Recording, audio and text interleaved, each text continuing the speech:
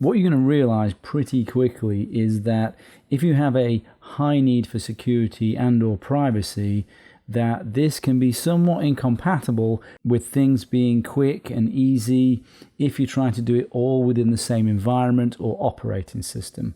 So what I'm talking about here is security domains in isolation and having different security domains in isolation.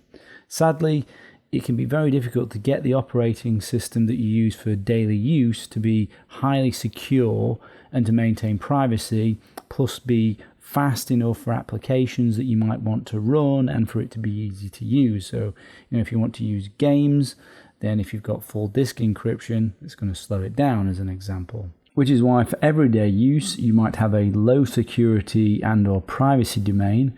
And when you want stronger security and or privacy, use a different approach or security domain. Security domains are generally really either physical or virtual in terms of how you can separate them in some way. An example of a physical security domain could be that you have one lockdown physical machine or laptop and the operating system and everything in it is configured in a certain way that gives you high security, and you have another physical machine or laptop and that is for general use. So that's an example of a physical security domain. And you can also have virtual security domains or isolation.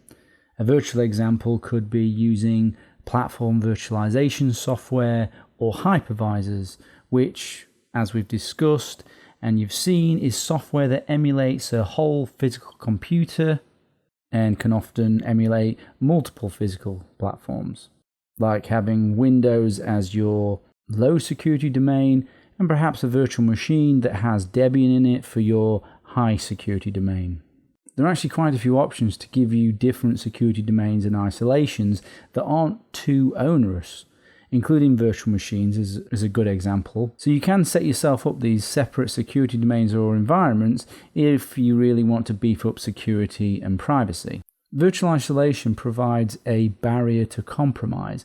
So if you have a virtual machine guest operating system, so say for example Debian, if this was compromised and your host operating system, say Windows, then that would be difficult to access. It would be difficult to get from Debian to Windows through the hypervisor. The hypervisor would need to be exploitable, or it would have to be poorly configured in some way, like you've allowed file sharing or something like that, in order so that the exploit from the Debian to the Windows environment can be done. It's worth noting that if security and or privacy are paramount, then you literally will need separate security domains for different tasks. Not necessarily physical, but at least virtual. The level of security you need to maintain high privacy isn't practical for day-to-day use of the internet. Think about the type of security domains that you might want as you go through the course. Domains you might have in extreme cases could be work domain, personal, banking, a temporary domain, a non-persistent domain that is used temporarily and then it's destroyed, a high privacy domain. All of these are possible in different ways with different techniques and not necessarily that onerous depending on how you set them up. Let's talk more about physical isolation. Physical separation provides the highest level of security and privacy. It also protects you against any adversary that has physical access to your device. This would mean a different laptop or physical device configured for security and or privacy, and another for general use. Let's talk about some of the situations where physical might make sense, or a physical security domain. If you need, for example, to enter a country where customs can access your laptop, which, to be clear, is most countries, many which have laws to force you to give up your password or can take your laptop, or other countries where it's even worse, where they can use forms of threats and intimidation and abuse and violence in order for you to disclose your password or get access to your laptop. With physical separation, you simply don't take the laptop with the sensitive information or the things that you're trying to keep private, away from them. This is something that I've actually had to recommend for corporate clients who needed to travel to particular areas or parts of the world where they have valuable information that we knew the governments would potentially want to get a hold of. Those clients don't want to be in a situation where they have to resist forms of intimidation. So do consider the laws of other countries if you travel. Even adult material could be a crime in other legal jurisdictions. If you have a threat agent that could visit your location, you can physically hide or lock away a secure laptop, making it impossible for it to be forensically examined if they can't actually find it, and you keep a more standard laptop available.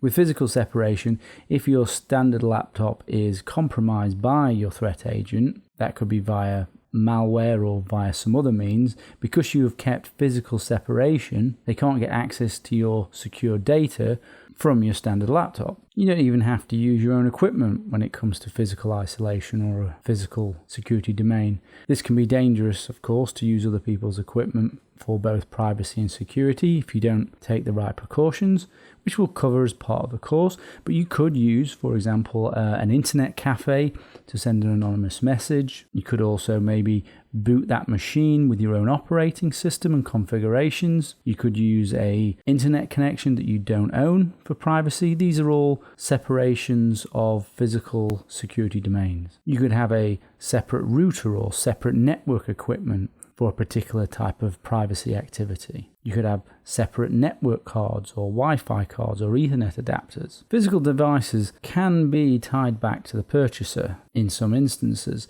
For example, the network cards within physical devices have unique MAC addresses or hardware addresses. If you purchase your secure laptop anonymously, then the MAC, if someone is able to determine it, cannot be traced back to you. There are ways to change your MAC address, which we can cover if you're using a virtual form of security domain, but having an anonymously purchased laptop provides an extra layer within the physical domain of security. Some virtual isolation is slow.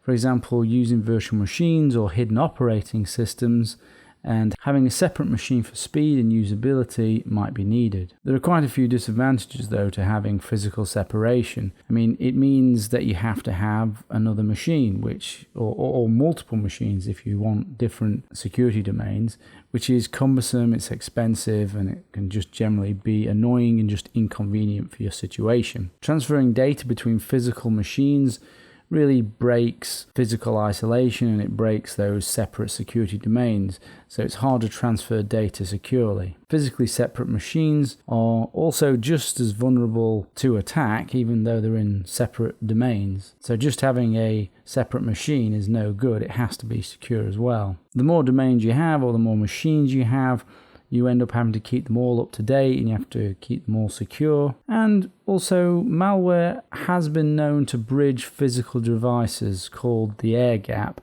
and that has been demonstrated, which we will discuss more about. So there are some cases for physical separation and physical security domains, and this is something that would be unique to your situation as to whether or not you think you need a physical security domain. Let's talk about some of the virtual ways you can create separate security domains in isolation. First point worth making is that virtual separation, the technology used to create the virtualization, can be attacked in an attempt to bypass the one security domain and get into the other. To create separate domains, you could do things like dual booting. You can use platform virtualization software and hypervisors, the likes of VMware, VirtualBox, Vagrant, Hyper-V, VPC. There's also kernel virtual machine, there's jails or BSD jails, zones, Linux containers, Docker. You can also have hidden operating systems. Veracrypt and TrueCrypt provide that functionality. You can have separate hard drive partitions that are encrypted and hidden. You can have things like sandboxes. You can have portable apps. You can have non-persistent operating systems like Tails, Knoppix, Puppy Linux, John Doe Live, TinyCore Linux. You can have bootable USBs. You can have operating systems that are dedicated to isolation and separation, like Qubes, which is a very good operating system. So there are lots of ways to create security domains through isolation and separation, and the useful ones we'll be covering throughout the course.